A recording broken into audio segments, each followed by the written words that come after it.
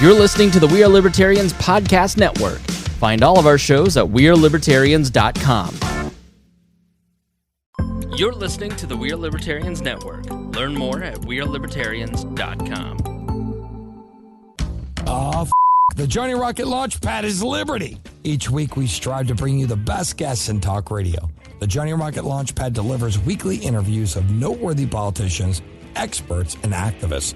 The Johnny Rocket Launchpad is bringing the party to the Libertarian Party and launching ideas in your direction. Check us out at johnnyrocketlaunchpad.com. You can hear me, Kurt Nelson, and the beautiful Heather Nixon talk about the ideas of liberty. Rock and roll. Hey there, Liberty lovers. This is Mark Claire of the Lions of Liberty podcast, where we strive to bring you great conversations about the ideas of liberty 3 days a week, every Monday, Wednesday, and Friday. Check us out at lionsofliberty.com. Hey guys, this is Roger Paxton, and if you're fed up with the government running every single aspect of your life, but you're not listening to the Lava Flow podcast yet, then what's wrong with you?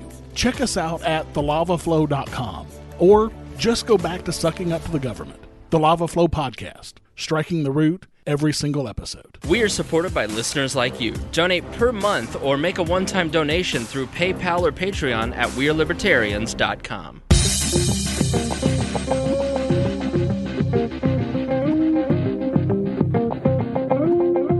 Welcome to We Are Libertarians. I'm your host, Chris Spangle. We Are Libertarians brings you all of the irreverence modern politics deserves, and we explain to you what the hell is happening in our world today and how we can fix it by thinking differently. This is a podcast brought to you by the We Are Libertarians network, so please be sure to rate and review us on iTunes, like us on Facebook, share this episode with friends, and support us through PayPal or Patreon at wearelibertarians.com. We are supported by listeners like you, so $1 per episode by pledging $5 a month helps us grow. We are always taking your questions and comments via email at editor@wearelibertarians.com. Joining me on this episode, as always, is Greg Lenz. Greg, how are you doing today? I am doing well, brother. How are you? I am doing pretty well. I'm excited for today's conversation. Well, I am too, because we're libertarians getting ready to talk to a woman. This is very rare. It's very rare for us. And so I saw a mutual friend. You know, on Facebook, you get on the little Facebook and you see all these additional friends. And I saw Jenn's photo. She's a very pretty girl, so of course I had to add her.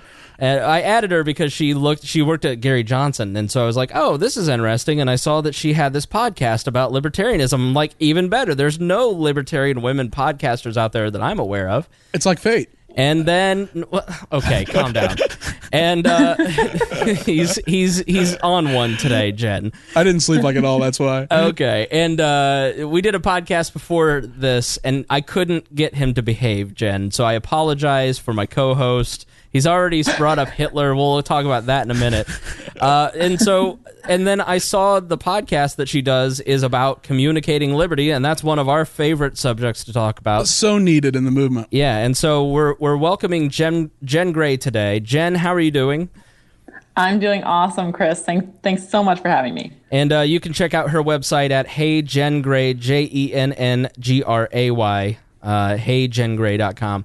And what is the podcast that you host? The podcast is called Leading Liberty, and it's all about marketing, communication, and activism for libertarian, pro-liberty causes and campaigns.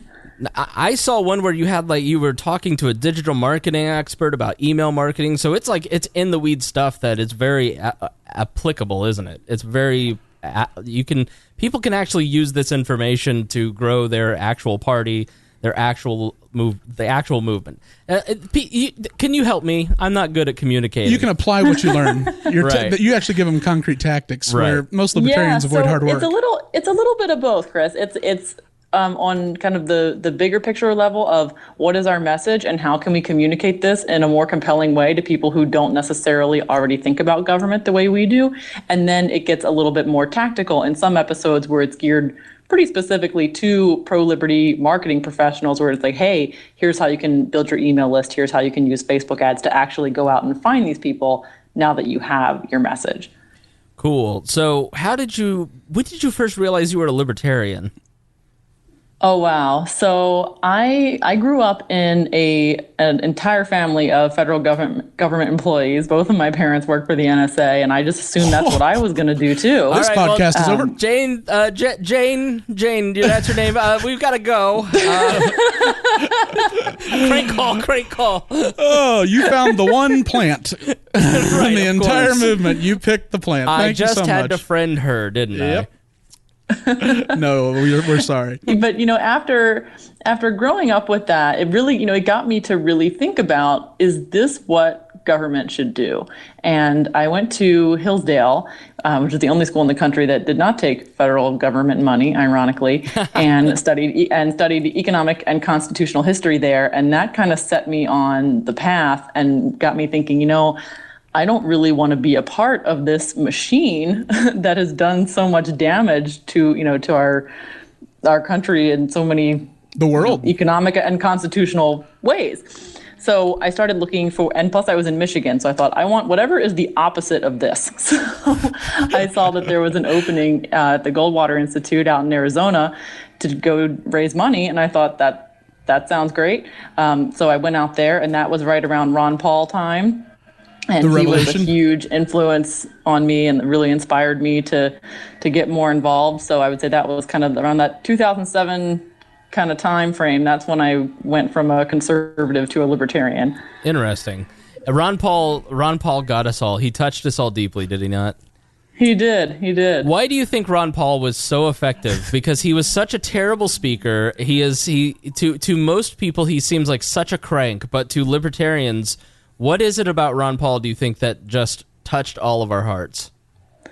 I think there's an authenticity to Ron Paul where he's not the most polished guy in the world, and sometimes his delivery is a little crazy, but it's happening. He comes from the heart, and he's consistent. Right. And he's not afraid to take people on. I always loved it when he took on Rick Santorum and said, "Well, you're no fiscal conservative," and does it on live TV and just says it like a crazy old man, and gives zero craps about it whatsoever or the repercussions, because he knows his seat was safe and he's going to do what he's going to do. Yeah, he was a rock star for sure. Okay, so you get involved at the Goldwater Institute in around 2008, you become libertarian thanks to those influences and Ron Paul. So what did you do with that information? I mean, everybody who becomes a libertarian doesn't just go, well, I'm a libertarian now, I'm going to go back to... They go, I must help, I must do something. So what did you do? Right, yeah. So I started working on the side while I was at Goldwater, doing some political campaigns and ballot initiatives, Arizona Civil Rights Initiative and some congressional races and stuff like that. And I got really jaded in that process, realizing that there's a lot of BS that goes into politics. And I felt like we were really drawing from a source of support that was going to die very soon. Right. They knew Barry Goldwater. Donors were 90 years old, and their value proposition was mostly policy white papers at that point. They did get into litigation, which is awesome, and I do think Goldwater is a great organization.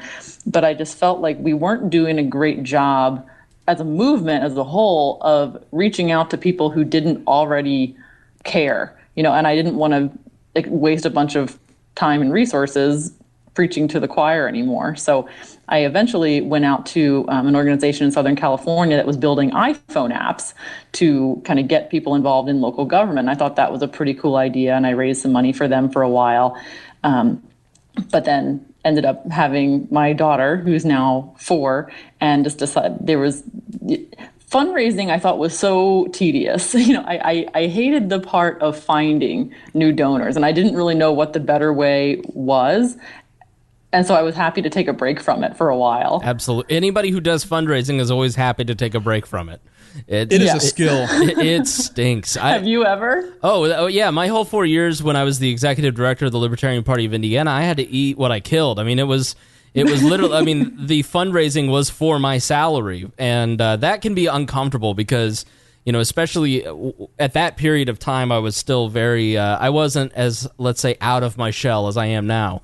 And so it's tough to go hey, give me money, even though I'm not sure I'm worth anything. That's a whole emotional discussion. Give me money. Isn't this a funny meme? Right, yeah. So I didn't even know about memes yet. I still call them memes. So it is. It's a very difficult thing, and I think that's something that we talk a lot about on this program, and actually the episode before you is with a stand-up comedian about confidence, because one of the skills missing in the libertarian movement is confidence. We're a very insecure bunch of people who are not willing to reach out and ask. And so fundraising is one major blind spot in the movement. And it can be very difficult to be that vulnerable, but I think you have to get over it, and you have to just say, hey, I believe in this cause, I believe in this organization, I believe in this party. I need money to make all these things happen. It isn't, and if you reject me, it's not the end of the world, because I'm going to go ask 50 more people. And I'll ask you again. I'll keep calling.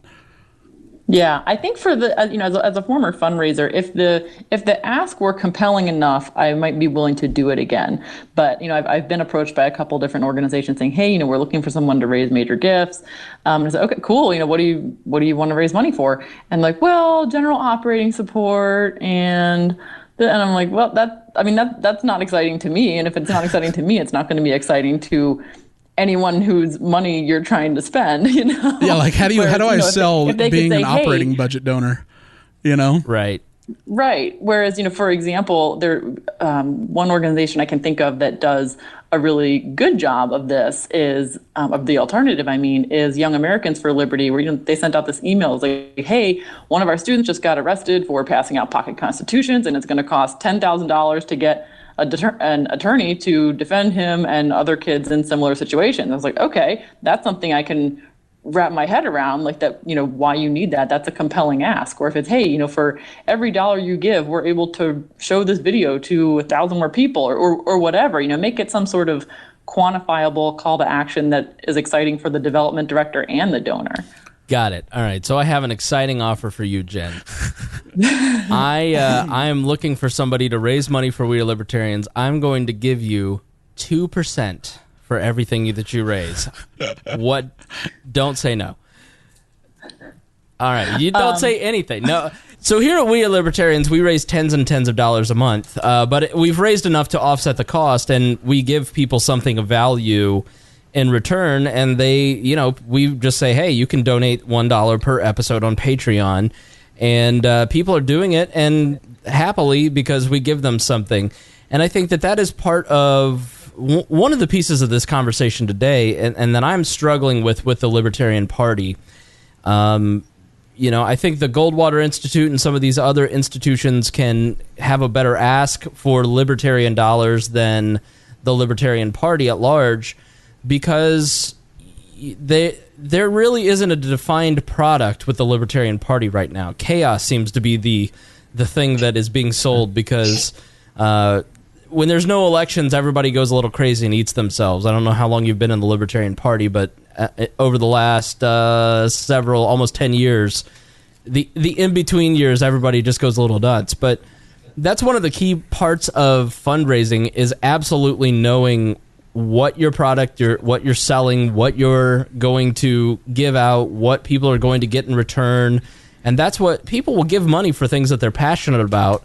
And I think you made such a key point that if you're not passionate about it as the fundraiser, and if you're confused as the fundraiser, people are not going to donate.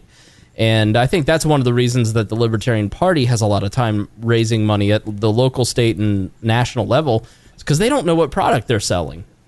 Right.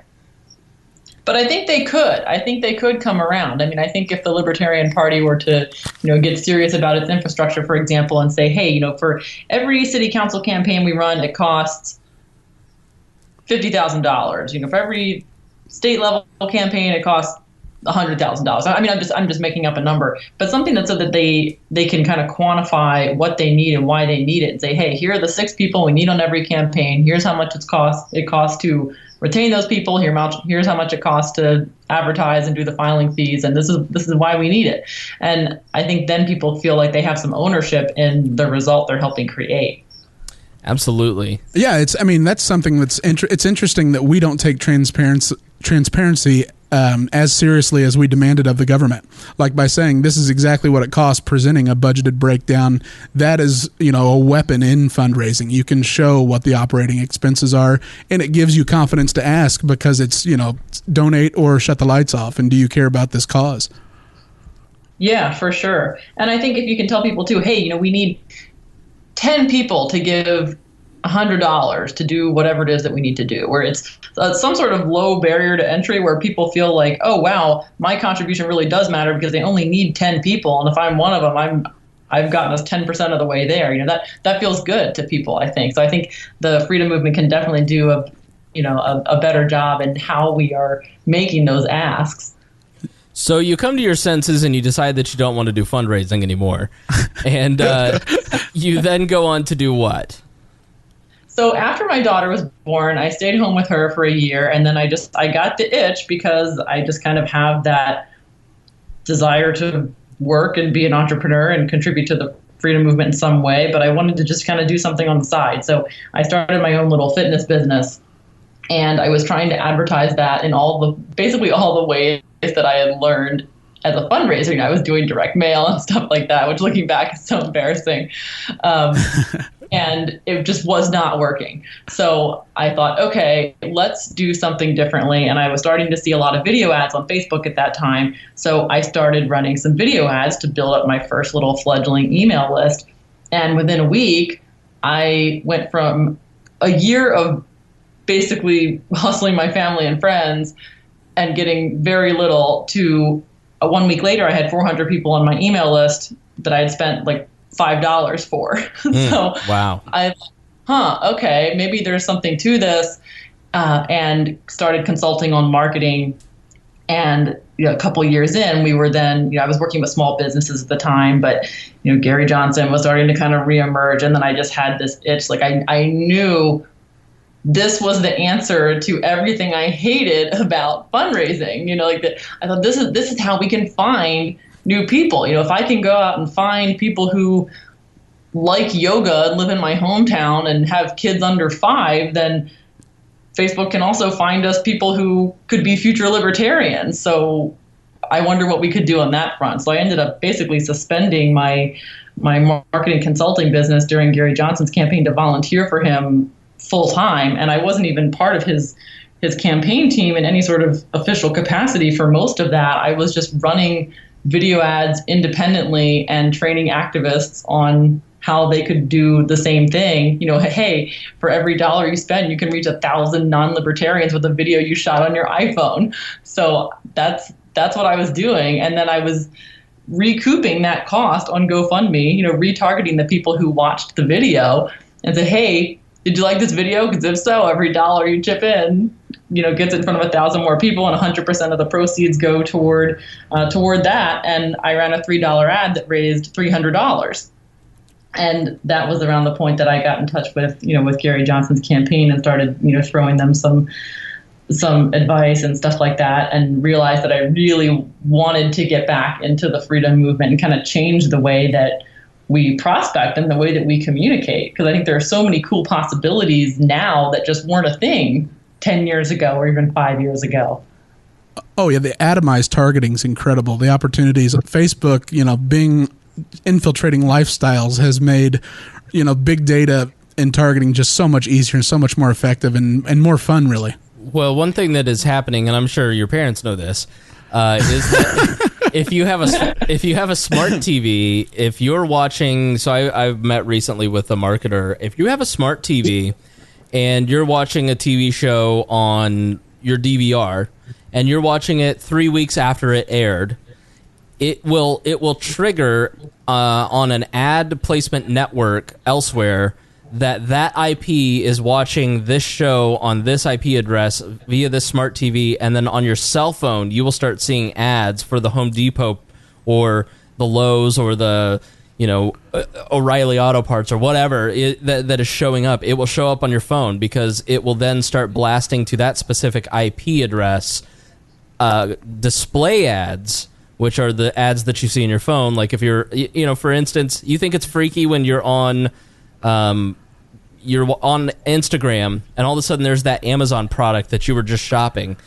Well, this Right. It's super creepy. Yeah, this is why this is so many people say, it's so weird. I was watching this show and this commercial came out, and then for like the next day, I just kept seeing an ad for this company. Well, that's by design. They are able. The tracking cookies have become self-aware, like Skynet. Yes, I mean they're cross-platform. So it's kind of a if you can't beat them, join them type thing. I feel like if we're able to do it for good, where most freedom fighter type organizations aren't even doing this. With like the Facebook tracking pixel, for example, I did a little speed dating experiment and went to just off the top of my head as many pro-liberty sites as I could think of in the span of like 5 minutes, and I think of the 30 sites I went to, only 2 of them had that retargeting pixel on there so that they could be getting back out in front of their website visitors. Because if you go on Amazon and look at that pair of shoes, they're going to follow you around for a month. But if I go on to Reason or something like that, they're not going to follow me around like that, and I think they should. I appreciate the efficiency, to be honest. Like, for me, it's not even if you can't beat them, join them, because more often than not, I look at something, get distracted, and intended to buy it, and then it's completely out of my mind because of my gnat-like attention span.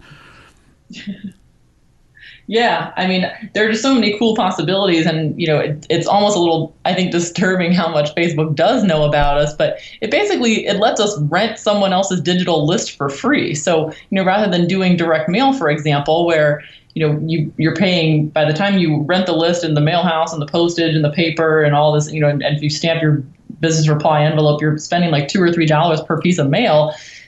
That 98% of it is going to get thrown in the trash, and you get no kind of feedback on it whatsoever. We're able to say, all right, Facebook, show me people who, like Rand Paul and live in my state and are likely to donate to conservative political causes. You're able to know really exactly who you're talking to, and renting that proverbial list doesn't cost anything.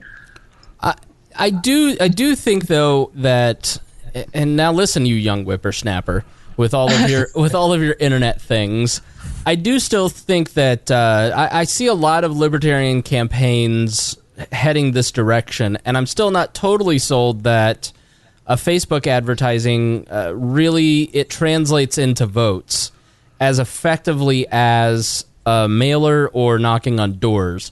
I don't think that yard signs do anything at this point. I think that's a total waste of money. Bumper stickers are a waste of money. Yard signs brand awareness to an extent. Well, here's the thing with yard signs, bumper stickers, buttons, all that, T-shirts, all that kind of stuff. Donors want that stuff. They expect to have that kind of stuff, especially older donors. And if you're a campaign, even a libertarian small campaign running for like a school board, and you don't have yard signs, there's something that makes you look like you're unprofessional. So if you're running for like a school board, get 50 yard signs printed at a Kinko's, and drop them off at the nursing home. Right. Use it as a donor gift. But I have seen in my experience over the last 10 years as the digital age has come about, that mailers and knocking on doors, canvassing, are the most effective way to raise vote totals in precincts. Have you seen... Can you make the case, or do you have, even anecdotal evidence that Facebook advertising is seriously translating into votes at this point? I have one example.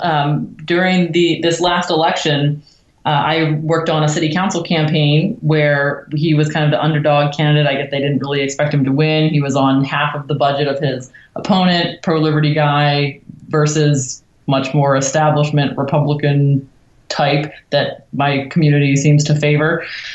He did not print a single piece of direct mail. We relied heavily on Facebook video ads and door knocking. And I think before I go any further, I want to acknowledge that you make a good point that video ads and Facebook and all these cool things that we can do are great, but they're not a substitute for that one-to-one contact of door knocking. Like it's just a new way to keep yourself out there in front of people. But yeah, he won on half the budget of his opponent without a single piece of direct mail, and everybody was like, "That's not how you do it. You're not going to win. You're not doing it the right way if you're not doing mailers." And we didn't. I would say that you have to have that personal touch. If you're running for an office, you cannot run for office if you don't have a presence in the community and you don't have a strategy for meeting the people in every precinct several times over the course of at least 1 to 2 to 3 cycles. But I would say that you're exactly right. I'm not saying that Facebook advertising doesn't work. I haven't seen that yet, and I think you make a good point in that you have to concentrate. Advertising, if you're crafting things for your campaign or for your local party or for whatever group you're working with, advertising is about annoying, okay? Because disruption. Because when you feel that you are irritating someone with a mailer or a podcast or a knock on the door or whatever, you are just starting to make an impact, because it takes so many repetitions to get in front of people, especially in this day and age, that you have to choose 2 lanes and really hammer those out. And I think that if you're a small campaign with a limited budget, as all campaigns have limited budgets, even presidential campaigns, you better pick a lane, and you either should go, it should be door knocking and going to events, and then it should be either mailers or Facebook advertising, because you really need to drive up that personal touch with a reminder that you exist. And so I think that's a good point, in that you don't want to do all 3, you want to do 2, mailers or Facebook. I actually had really good success this last cycle in District 8 by doing the poll. Rather than trying to engage them, I created a fictional character of the sitting rep that we were up against. Mm-hmm. And so it had virtually no likes, but it was getting thousands of page views a day.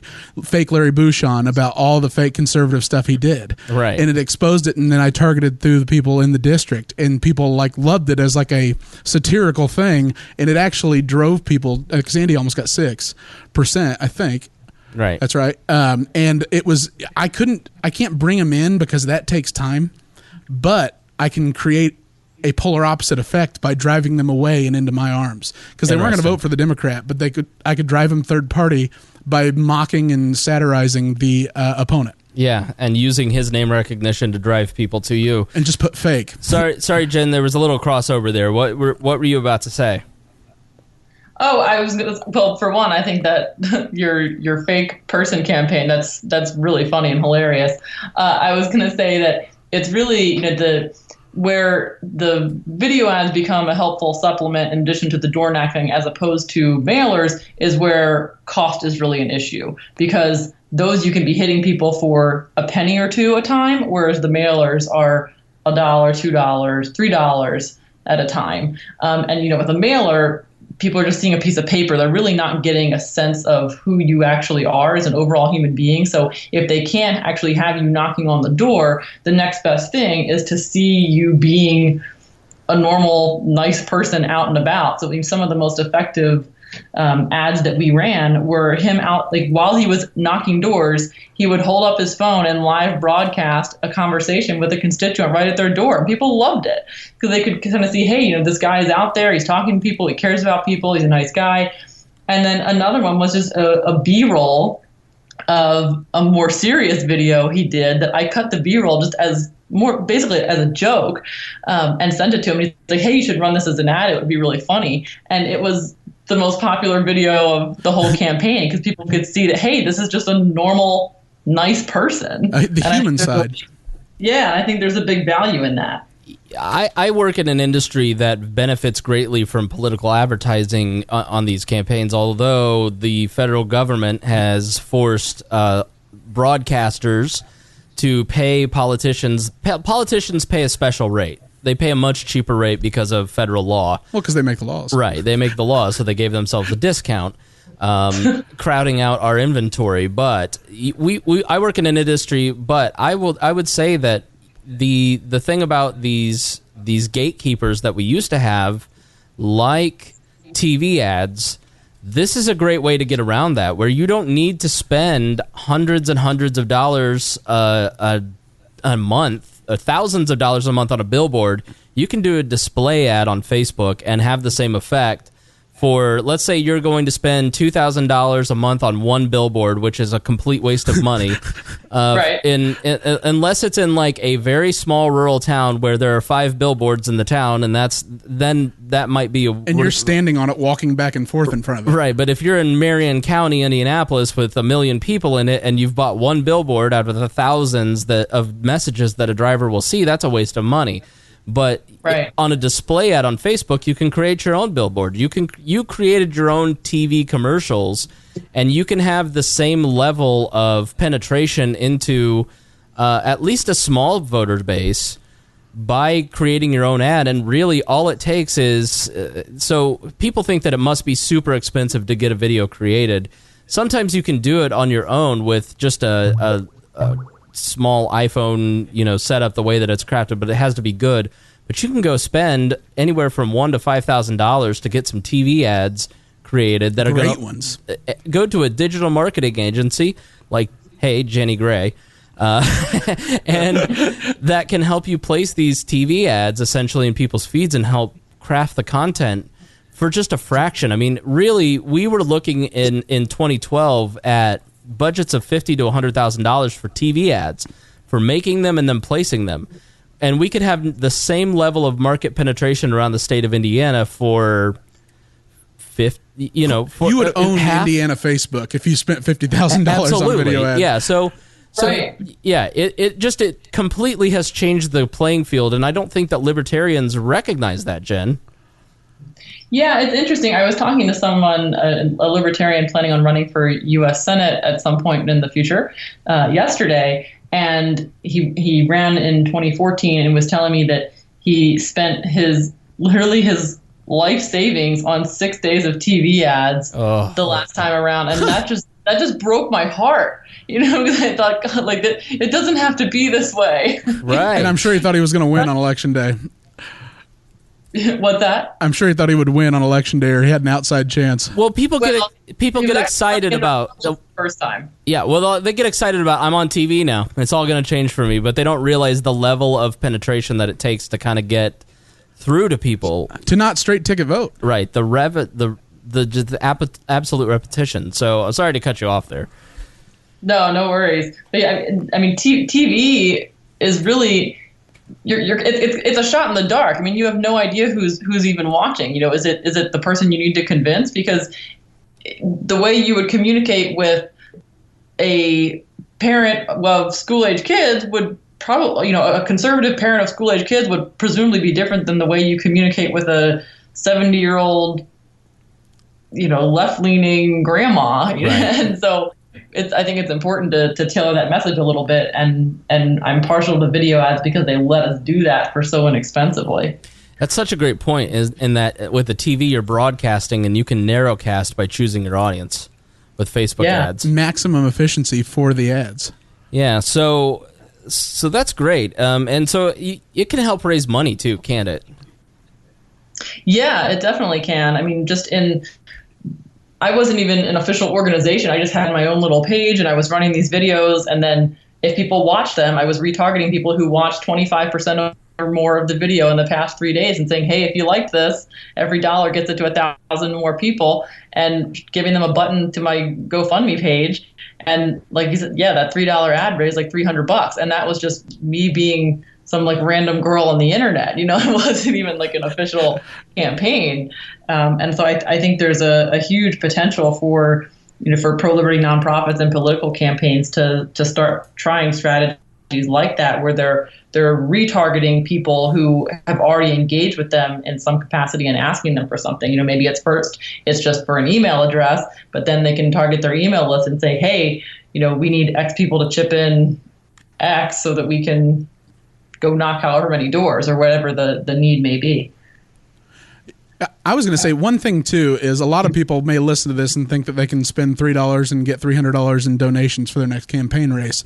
You being an expert and spending money testing these things for a period of time until you got your model figured out and the right personas and sort of the right channels to reach, that people shouldn't get disappointed if they don't get the same returns, but they should reach out to you and other experts, because I believe that you can create a ton of brand awareness and even saturate your local race by using those video ads, and then you can hyper target and have the personal touch of video. But then you're building a list, just like you've talked about, and then the cross promotional opportunities and joint ventures of sharing lists are just endless, and it's an asset you'll have forever and that you can always monetize. Yeah. And you make a great point there. Two great points, really. First being with the email list. I think a big mistake that people who want to get into digital marketing make is they see that Facebook has boost post, and they just say, oh, okay, that's the easy button if I don't want to actually learn how to do any digital marketing. And Facebook's laughing all the way to the bank when we do that, because it's just showing something to someone, and flushing that $10 or whatever down the drain when you could be showing something very specific to a targeted audience for a specific reason, and rather than paying $10 for a couple more likes or views or whatever, you could be getting 10 email addresses, which you don't own your Facebook fans, you don't own your likes and all that, the weird vanity metrics, but you do own your email list, and like you said, that's an asset you can take with you forever. And I think you were also right that I didn't just that $3 ad that raised $300. That wasn't the first Facebook ad I've ever run. There was some trial and error. Yeah, and there was definitely a lot of mistakes. I mean, I invested a ton of money in learning how to do it correctly and experimented with it a lot. So yeah, for people who are interested in doing it, I definitely suggest getting some professional help, or at least some professional advice. And I do free consults for pro-liberty causes and campaigns. So for people who are interested in doing that, I'm happy to help point them in the right direction. Yeah, and that's a good point that most people don't realize. Like, you hit the boost post, you're just boosting it to a smaller audience. You need to actually get into the ads manager, and it isn't that hard. You still have to market. If you, none of this is hard, but if you really can't figure it out, if you don't know the Facebooks, then contact somebody like Jenny. I mean, it's because you don't want to waste your money. And a lot of times, even if you do know what you're doing, talking to somebody like Jenny, it's like, and this is not an ad for Jenny, but I guess it's an ad for Jenny. Well, we need it. We need experts like this. We do. We need to. We need to stop wasting our money on things that don't work, like just junk. There's a lot of snake oil salesmen in the Liberty movement who sell a Liberty version of XYZ, but like Jenny has the expertise. From what I can tell so far, I mean, clearly that is so rare that I've experienced. I've mainly run into people who say, well, it's the Libertarian version of XYZ, and it's like, nah, but it's crappy. But like, they just don't have the product, the knowledge depth that she has shown so far, because this is what I study a lot too. Yeah, and I keep saying Jenny because her Skype name has Jenny. I apologize, it's Jen, isn't it? Yes, Jenn Gray. I was Jenny when I was little, and I was wondering if you were trying to make a joke at me with my... No, I'm sorry. No, it's just because of the Skype name. Here's the thing, Jen. It's Hey Jenn Gray too. Oh, it is? Well, then I'm just dumb, okay? I'm a very dumb person. So sorry about that. No. Sorry. So you got involved with the Johnson campaign, and you started helping them with a lot of the things that we've just talked about. And then what have you done since then? So after the election, Gary Johnson's campaign was really kind of an eye-opening thing for me, and it was a huge honor to be a part of that in some small way. But at the same time, I was fighting a battle that I knew I was going to lose. And so I was so glad that my now city councilman had reached out to me and said, hey, do you want to help me out? Because that was where I was able to realize that, hey, if I get involved on the local level, I can actually change things and do some stuff.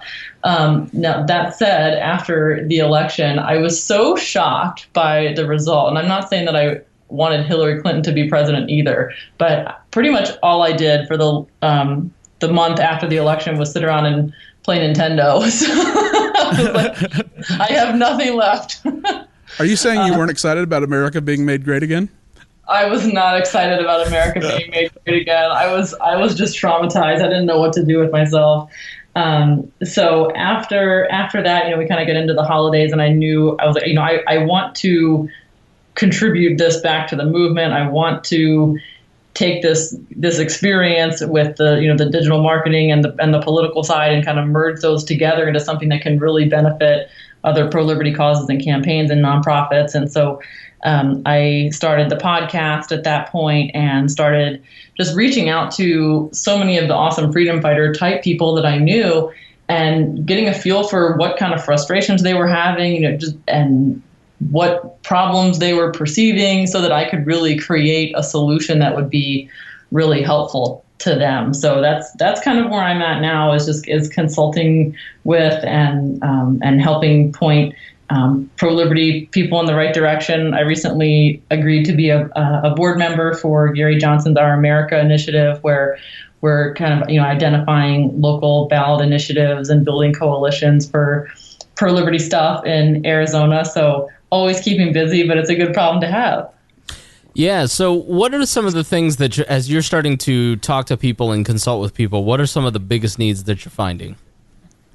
It's interesting. I think a lot of these organizations, they love the idea of doing some sort of digital marketing, and they feel like there's so much left that they want to do that they're not able to do because of limited resources, and they just don't even know what the possibilities are. So that's kind of a cool place to be, though, when you can go into a ground zero type organization that has a ton of great content and they just don't necessarily know what to do, what to do with it. And they want to get, I think it starts with they want to have a bigger impact, and they want, and in their mind that means bigger organic reach and likes and shares and Facebook fans and all those other things. But then they realize, oh wow, there's this whole new world out there of targeting and email list building and having people to virtual screenings of their documentaries and all these other really amazing things they can do. So I feel like we're kind of at this stage where they're excited, but the movement as a whole is excited about the idea and just kind of dipping a toe into, okay, do we really want to go for this? Well, they don't have a lot of capital to burn either. That's the one thing, is they have a very short runway to achieve liftoff. And that's one thing I've noticed is they're very, very frugal because they really don't have much leeway. And so you're kind of like a launch specialist then. Yeah. But I will say that, having been now, political campaigns are a totally different story. Those resources are much more limited. But in the nonprofit community, there's plenty of money. I mean, if people, I'm not going to call anybody out, but I have seen and or heard of organizations that are easily spending $10,000 on a couple new pieces of furniture and just expenditures like that, of things that just are not ultimately serving the cause. And not that I have anything against overhead. I mean, we've got to have an office, we've got to have a place for people, turn the internet on and people to come sit down and do what they need to do. But the resources, I think, are definitely there for if this is something that people want to do, especially in the pro-liberty nonprofit world, for sure. Do you fight, like, with offline marketing, there's more of like a tangible satisfaction, I find, more often than not with customers. But with digital, it's almost sort of like magic or alchemy or something like that, where it's not the same sense of satisfaction because they can't really touch or feel it. How so? I'm trying to explain. Like having they can't wait to spend. A lot of times they'll spend money, like they'll give the benefit of the doubt to a direct mail campaign or buying yard signs. But with digital advertising, it's as if the results aren't immediate and your model doesn't hit the ground floor and start working day one. They tend to be a lot more skeptical and negative and revert back. Let me weigh in on that first, Jenny, and see if you agree. In my experience, it is a lot of the people who are decision makers in the higher ups of the party, who are the wise sages of the party, are older, and they know that this stuff has worked, and so they want to use confirmation bias. It's confirmation bias, exactly. I mean, yeah, I don't fault them for that, for knowing that we've been using direct mail to do this for the past 20 years, and that's great, but pro-liberty people are also kind of the innovation crowd, and I think if they were to take what they, the couple $1,000s that they're spending on one direct mail campaign and put that into a Facebook prospecting campaign instead, for example, I think they'd be pleasantly surprised how much of an initial upfront result they are getting, which might not be dollars right away, that very first day. But what they do get that very first day is really helpful metrics on how well that message is actually resonating. So instead of taking this message and printing it out to, 5,000 people and spending $5,000 sending it to a bunch of people, and you have no idea whether they liked it or not, with a video, for example, you're able to see how long did people actually watch this? What was the relevance score for this audience? How much did people interact with it? How often did they share it? The engagement tracking. Yeah, how many email addresses did we capture off of this ad? What was our conversion cost? What was our cost per view? And those metrics can be really helpful in letting you know, okay, should we pull this ad because it's not working very well, or do we want to double down and run into some more people because everybody's really liking it? Yeah, in my mind, I'm picturing an old-fashioned candidate here getting mad. I spent $30 promoting that post, and it only got 3 shares and 16 likes. Exactly it's right. Like, well, your weaponized autism is a deterrent to getting shared. I'm thinking of my former boss, Sam Goldstein, who was on the technology Still committee. is, isn't he? For the technology committee for the LNC, for goodness sakes, and has an AOL email address. Was paying $24.99 a month. And Sam, when the majority of, in my 4 years, like I'm like number 19 million on Facebook. Like as soon as it came to IUPUI, I got a Facebook. I've been on Facebook for like 13, 14 years. And so I was an early adopter to all of that kind of stuff. And so I really understood the power of social networking as a 27-year-old person working in the party. And all of the people who were on the central committee and who were my bosses, and Sam specifically, who was my boss, they're like, listen, what has worked for us in the past, meaning all those elections we lost, were yard signs and bumper stickers, and I was like, okay, yeah, but. And so the party grew a lot in those 4 years because I was using Facebook to promote events and network people together, and it was a very powerful time because we were using this thing where it's the new cafe. It's 100 years ago, people were walking in and recruiting political ideals and getting people to switch by handing them pamphlets and cafes. The public square, and 200 years ago, the public square. I mean, now Facebook is where we all live. Like, to give you guys an understanding, there is, to our audience, Facebook is it. Facebook is the internet. Facebook and Google. Yep.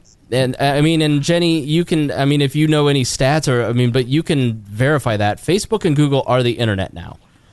Yeah, they basically are. And I think a mistake that a lot of pro-liberty causes and any sort of business for that matter tend to make is they think, oh, well, the more social media platforms I'm on, the better. And so they end up kind of spreading themselves too thin. And, they need to kind of take a step back and say, okay, who's our audience and where are they hanging out online? Because, for YouTube, for example, that's where people are going to find things that they are actively looking for. But Facebook is where everybody's hanging out, where we can show people things that they're not looking for. Because nobody's out there looking for, which libertarian is running for city council in my city. Yeah, nobody's that's searching. A great insight. Passive versus active discovery. Oh yeah, think about your own behavior when you and your local party or local campaign are crafting out your strategy. Think about your own behavior, and it can be a pretty good indicator of everybody else's behavior as well.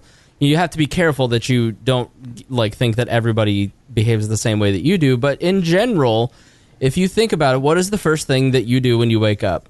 You reach for your phone, you stare at your phone, you check your email, you check your Facebook. You probably check your Facebook and then your email, or if there's a text message. And then as you're going to bed, what is the last thing you do? You stare at your phone before you go to bed.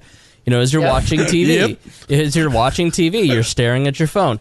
And 25% of that time is spent on Facebook. I think that's a pretty close number to what it actually is. It's the operating system of the new world. It really is. It is, and so you have in Facebook something that everybody is seeking out and going. How many times have you been driving down the road and gone, you know what, I'm going to make sure that I look at every billboard as I drive into work. Or I'm going to not skip through these TV commercials so I can make sure I watch a political ad. You don't do that. But you do get those Facebook ads, and you do click on those Facebook ads because people like us are starting to inject content into these sponsorable ads that you actually want to see. Yeah, it's relevant. Right. And welcomed. Because if you're a libertarian, you want to know what's going on in the libertarian world. You want to... We sponsor things and advertise on Facebook all the time for We Are Libertarians, and it has really helped our growth over the last 3 years, 2 years especially, because people want to... Libertarians want to know about us. And so that's what we do spend money on. We do spend money growing this because, we have a big Facebook page, but we have, let's say we have 86,000 likes on Facebook and we have 7,500 listeners. There's a big gap there. So you want to market to the people that are most, you want to get those people into a certain funnel and get to your product. But it all goes back to remember your product, what are you selling, and start from there and then work your way out. Make sure that everything looks pretty. You have to have good branding. Spend money on a graphic designer. I've never seen a libertarian campaign ever spend money on a graphic designer except for Rupert Boneham, and his campaign stuff was beautiful. And that is like the biggest. Huge. That is the biggest key. Go, and if you can't go spend a couple $1,000s on a graphic designer, then 99 Designs. At least go to 99 Designs and do it. I mean, I can't stress, and Jen, I mean, you being your website is beautiful. Yeah. It looks great. You have to be absolutely appalled at the graphic design in the libertarian movement.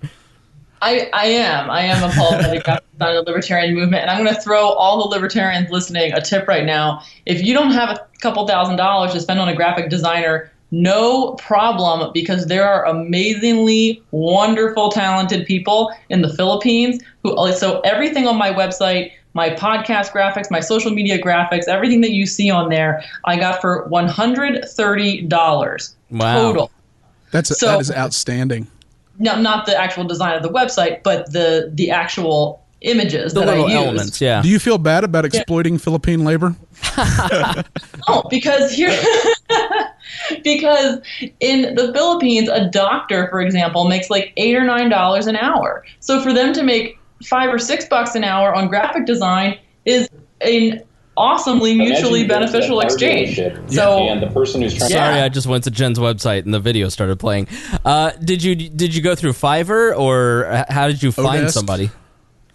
I have gone through Fiverr for other things. The intro of my podcast I had done through Fiverr, but the graphic designer, a friend of mine who also has a podcast, just had the most beautiful podcast cover I'd ever seen. I said, "Girl, who did your podcast cover?" Because I knew whoever it was, I wanted her to do mine also. And so she gave me the referral. And when the girl gave me her, I said, "Hey, here's what I need. Can you give me a quote?" And when she wrote back $130, my jaw hit the floor. I was like, sold. Yeah, that's amazing. So, yeah, I mean, there are a lot of little things like that really don't have to be as expensive as we used to think they were. Our symbolism's so bad. Like there's no uniting symbolism, because it's like the Liberty Chicken or the porcupine or the Statue of Liberty, the old logo. Like we need centralization and standardization bad. We let Brett Bittner design the new National Libertarian logo, and he picked gray. Brett Bittner's a friend of ours. Well, we tolerate him, right? And he and I, the second biggest fight we've ever had was over me saying how much I hate I said I hate the new bumper stickers. He goes, "What do you mean?" I go, "It's a gray bumper sticker, dude. Come on." He used Roboto font, turned a chicken around backwards, painted it yellow, and put it on gray. Oh, he was mad. So Liberty Chicken. But see, Jen uses the gray and the yellow to a pretty effect. So whoever, to stand out and have contrast. Whoever you hired, the National Libertarian Party needs to hire the $130 girl. I agree. It's worth so much to your brand value and how serious you're taken, and even how people feel about getting behind you and supporting you. Right. No one wants to support somebody with .wix in their website. That's their candidate they're going to vote for. Yeah. The marketing stuff is just, it is everything. It is the only thing. Our product we got to figure out too, but right. Yeah, but the marketing's the thing holding us back, because there's so few people that know what they're doing. So Jen, what is the thing that if you could change every libertarian and take this one trait out of them or their approach to messaging and marketing, what would you erase? I think it would be, it's a tough one. I think it would be this kind of tendency to start with stupid. And what I mean by that is just this assumption that everyone who has not read Hayek and Mises and all this other stuff is automatically an idiot. And so whenever we attempt to have some sort of political or policy conversation with someone, we're spending more time trying to convince them that they're an idiot than we are actually trying to sell them on the idea. You know what I mean? So, I mean, if we're trying to sell someone on an idea and they're willing to, pull up to our proverbial dealership on even one issue, then let's ask them some questions and figure out where they're coming from and, see where we might have some common ground, and so that we can sell them on our solution rather than, insulting the car they drove up in. Girl, Greg may be right. I might be in love. Yeah. You just spoke right to my heart. Our sales process is literally reversed. We're like, you need to go read Human Action, then you can vote for me.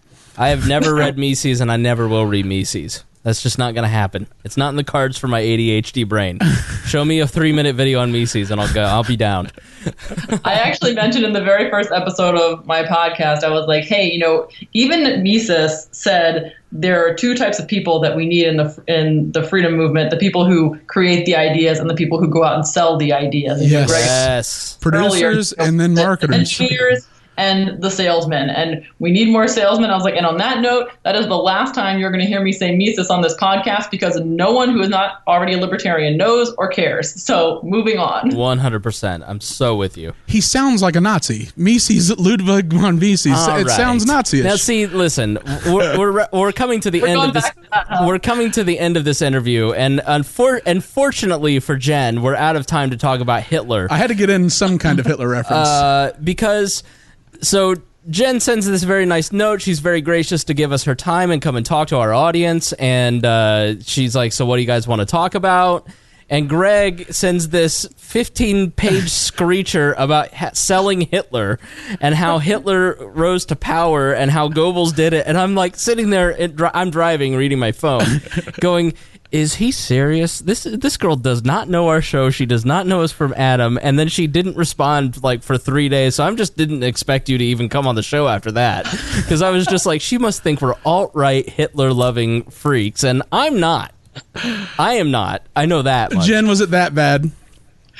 I mean, I'm not going to lie. I definitely raised an eyebrow a little bit. I was like, okay, that's not quite my area of expertise. So I thought, let me give it a day and noodle it, and I'll see if I can come up with something that kind of answers what I guess they're looking to talk about. Now, Greg, you defend yourself. So it is a book called Selling Hitler. That's an academic book in marketing about how the Nazi Party essentially just became propaganda for propaganda's sake. That was the entire function of the party. And it was a framework for building a movement to how Goebbels was so successful in selling it to a middle-class white population, because it's easy to desperate people. It's easy to give a victim to. Sure. But doing it to engineers, to middle-class white-collar people, is a totally different thing. Right. And so he was able to do it, and the framework, the book, the thesis is that he was able to do it by focusing on the mythology and how much time he spent, and these false narratives of the Germanic people and us against them, the globalists, if you will. Right. Then his other thing was the rhetoric and inspiring pride, and always making everything with the symbolism being about pride.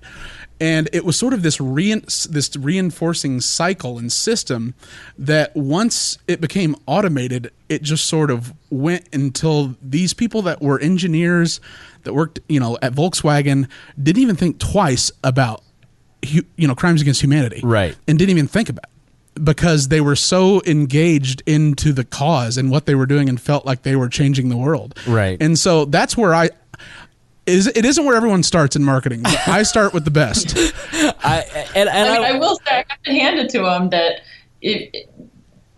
to invest that much time and thought into what is our message, who are we talking to, and how are we going to persuade them, that's smart. I think we need to spend a little bit more time getting to know our audience and asking ourselves, who are these people? What problem do we solve for them? And why would they want to be a part of this? And where are they going to find us and how do they get involved? It's important to map that stuff out before we, just start blasting boosted posts everywhere without a real clear goal in mind. Absolutely. And if you can create an illogical frenzy, then that's what we're really after. Yeah, apparently that helps too. So post something about Satanism or something. But no, Greg and I are both, I wouldn't say admirers, but we respect the skill that it took to build that propaganda machine, and how he took Bernays' propaganda and what he did with it. And I think that there are a lot of things that we can learn from building a movement. And, the end goal is, I don't think that it's bad to look back at history and say, okay, here's how they did it. Because to me, it's so fascinating, because I do not understand how a society can become that evil. And so you want to look at it like a forensic scientist and say, how did this happen? But at the same time, it's probably not the subject we'd start off on our first podcast with Jenn about. Greg, he was so excited. He was like, "Hey, I've got that Selling Hitler book in the car. Can I go get it?" Well, it's a fascinating framework, because it's just a complete system. It's your mythology. It's the uniting, right? And that's what we have to do if we're going to win. And they had an evil end, and we have the end of leave them alone. Leave them alone. Leave everyone alone. Respect. Hitler can never happen again. Respect the harmony that exists between human beings. And so I thank you for not ditching us. I didn't realize it was as bad as it was. I had a blurt out moment, and then self-awareness kicked in, and Spangle shamed me on social media, and I felt bad about it for an afternoon. It was very funny to me. I saw it happening, and I was just like, oh boy. Well, thank you guys so much for having me on. This was a real pleasure. Absolutely. Please tell us again where people can follow you on social media, your website, and your podcast. The best place to find me is at my website, which is heyjenngray.com. Hey, like H-E-Y, Jen with 2 N's, Gray with an A. And then right across the top there, you'll also see the podcast and more information about my little mastermind I have going, and social media links, all in the same place. Cool. All right. Well, thank you so much for joining us here on this episode of We Are Libertarians. Greg, final thoughts from you. Now, I don't have to recruit my friends and join your team if I use your services, do I? You're talking to me? Yeah. I'm messing with you. This isn't like It Works for Liberty, is it? No. I actually I used to be in network marketing, and I'm not a big fan of that business model. Though I will say, the final thought, I do think there are opportunities for the libertarian movement to have sort of a networking type way of activating their base. I think there's a lot of cool affiliate stuff we could do. Totally. Multi-level marketing for donations. Yep. Yeah. All right. Well, this has been very helpful. I thank you so much for coming on this episode of We Are Libertarians. Thanks a lot, Jenn. And thank you for joining us here on this episode of We Are Libertarians. And as always, we promise to do better next time. Thank you for listening to the We Are Libertarians Network. Get our other shows at WeareLibertarians.com.